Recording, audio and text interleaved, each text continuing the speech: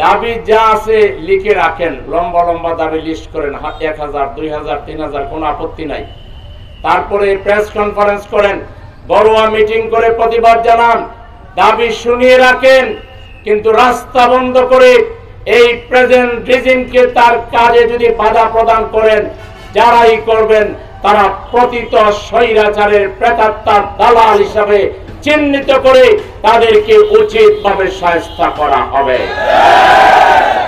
আমরা হুঁশিয়ার করে দিতে চাই, এই সরকার আসে নাই দাবি দেওয়া পূরণ করার জন্য।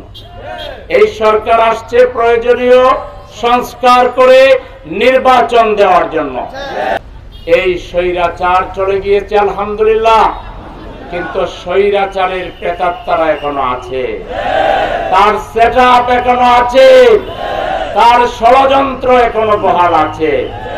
এখনো নানা ছলা কলা কৌশলে তারা রাস্তায় নেমে রাস্তা ব্লক করার চেষ্টা করছে, বিভিন্ন জায়গায় বিভিন্ন অজুহাতে হামলা করছে, সমাজে এনার্কি ক্রিয়েট করার চেষ্টা করছে।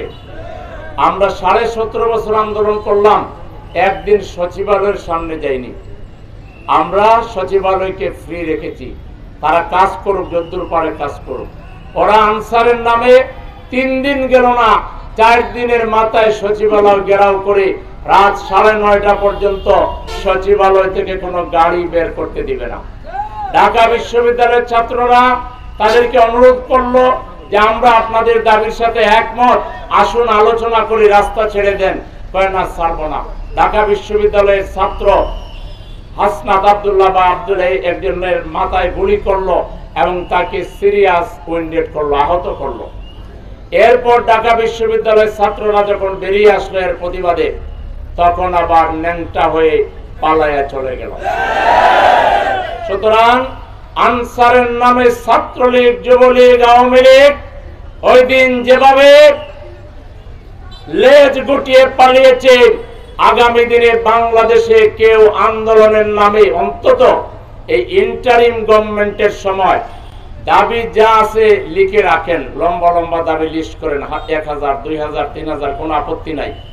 তারপরে প্রেস কনফারেন্স করেন, বড়ুয়া মিটিং করে প্রতিবাদ জানান, দাবি শুনিয়ে রাখেন, কিন্তু রাস্তা বন্ধ করে এই প্রেজেন্ট রিজিমকে তার কাজে যদি বাধা প্রদান করেন, যারাই করবেন তারা প্রতীত স্বৈরাচারের প্রেতাত্মার দালাল হিসাবে চিহ্নিত করে তাদেরকে উচিতভাবে শায়েস্তা করা হবে। আমরা হুঁশিয়ার করে দিতে চাই, এই সরকার আসে নাই দাবি দেওয়া পূরণ করার জন্য। এই সরকার আসছে প্রয়োজনীয় সংস্কার করে নির্বাচন দেওয়ার জন্য।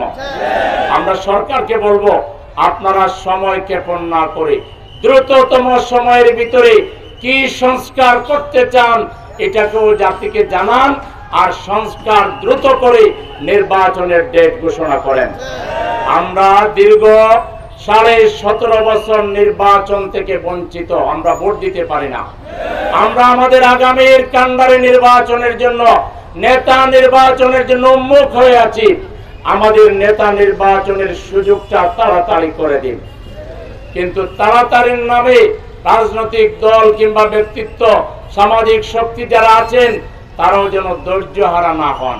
আমি বলবো সবাইকে ধৈর্য ধরে আমরা ঠান্ডা মাথায়, আমরা সুস্থির ভাবে প্রেজেন্ট সরকারকে প্রয়োজনীয় পরামর্শ, সহযোগিতা, বুদ্ধি দিয়ে আমরা তাদেরকে তাদের কাজে পরিপূর্ণ যাতে তারা সফল হতে পারে, সুষ্ঠু নির্বাচন যাতে দিতে পারে, এই ব্যাপারে আমাদের সকলকে আগায় আসা উচিত। ঢালাওভাবে মন্তব্য করে পারস্পরিক আমাদের মধ্যে যেন ভুল বোঝাবুঝি তৈরি করা না হয়।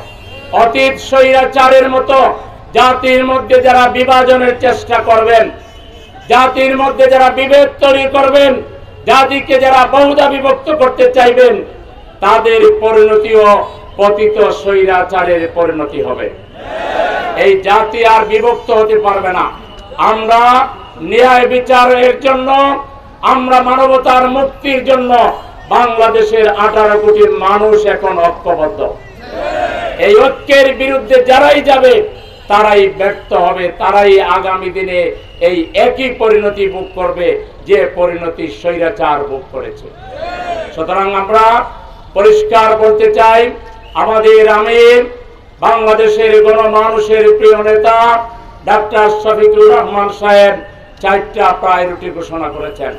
প্রথম প্রায়োরিটি হলো যারা বিগত আন্দোলনে আহত হয়েছে, এখনো চিকিৎসাধীন, তাদের পাশে দাঁড়িয়ে আল্লাহর রহমত চেয়ে তাদেরকে দ্রুত সুচিকিৎসার মাধ্যমে সুস্থ করে তোলা।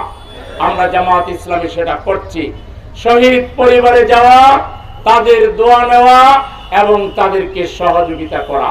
আমরা জামাত ইসলামীর পক্ষ থেকে প্রত্যেকটা শহীদ পরিবারকে সহযোগিতা করে যাচ্ছি এবং করে যাব ইনশাআল্লাহ। 3 নম্বর হলো এই বাংলাদেশ 18 কোটি মানুষের বাংলাদেশ। এই বাংলাদেশের সম্পদ 18 কোটি মানুষের সম্পদ। এখানে কোনো চাঁদাবাজি, কোনো লুটতরাজ, কোনো ভাঙচুর, কোনো নৈরাজ্য, কোনো ধরনের বিশৃঙ্খলা কেউ করতে পারবে না। 18 কোটি মানুষকে ঐক্যবদ্ধ থাকতে হবে। 4 নম্বর হলো ছাত্ররা যে জাস্টিস চেয়েছে, সেই জাস্টিস প্রতিষ্ঠায় আমরা কোন আদর্শকে গ্রহণ করব, কোন ধরনের দলকে আমরা গ্রহণ করব, এগুলো আমাদেরকে ডিসকাশনে আনতে হবে। বাংলাদেশে আমরা যদি সংখ্যাগরিষ্ঠ মানুষের ইমানের কথা, আকীদার কথা, মূল্যবোধের কথা, তাহযীব তামাদ্দুনের কথা ভুলে গিয়ে মন গড়া কিছু ব্যবস্থা চালু করে এখানে যদি আমরা জাস্টিস পেতে চাই, এটা কখনো হবে না।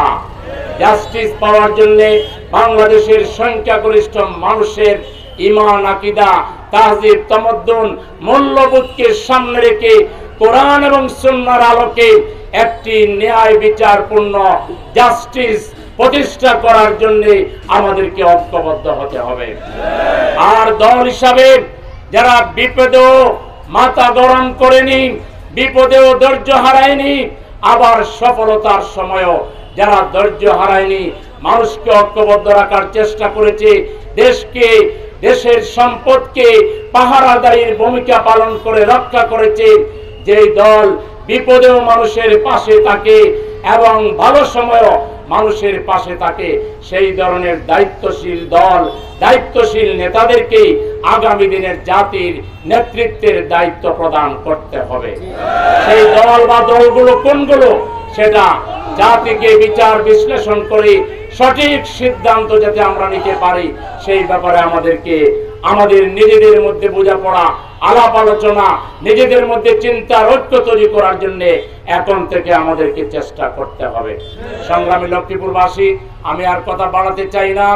আমরা মজলুম, 18 কোটি মানুষ মজলুম। জালিমরা আমাদেরকে ক্ষত বিক্ষত করেছে।